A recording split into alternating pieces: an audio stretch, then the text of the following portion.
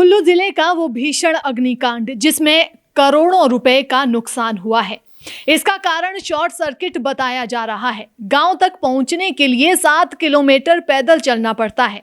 प्रशासन व दमकल विभाग की टीमों के पहुंचने तक सब कुछ राख हो चुका था। मझाड़ गांव में एक नाले के आर पार घर हैं। दोपहर बाद नाले के दूसरी ओर के घरों में आग लग गई।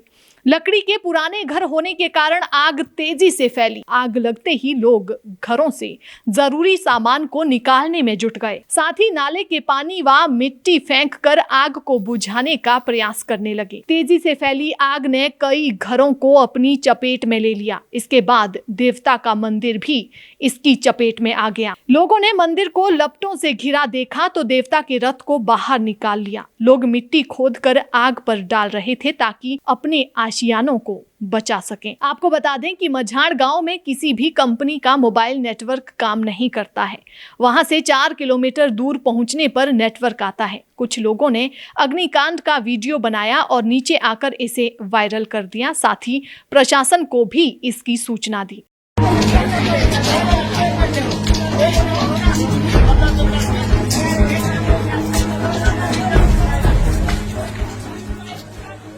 सेंज घाटी की गाडापारली पंचायत के मझाड़ में हुए अग्निकांड में आंखों के सामने ही अपना आशियाना जलता देख ग्रामीण रोते बिलखते रहे। गांव में चीख पुकार मचती रही। लोग मदद के लिए एक दूसरे को पुकारते रहे। जब कोई मदद नहीं मिली तो लोगों ने मिट्टी डालकर आग पर काबू पाने का प्रयास किया, जो कि नाकाफी रहा।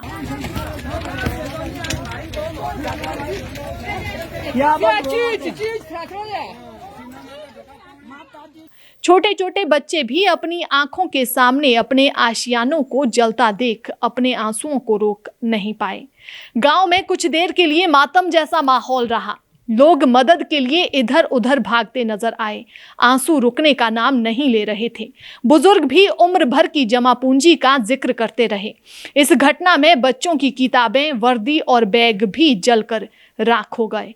इस घटना से पीड़ितों की उम्र भर की जमा पूंजी राख हो गई है। इस अग्निकांड में 27 घर और 26 गौशालाएं और 2 मंदिर जलकर राख हो गए। कुल 9 करोड़ रुपए का नुकसान हुआ है।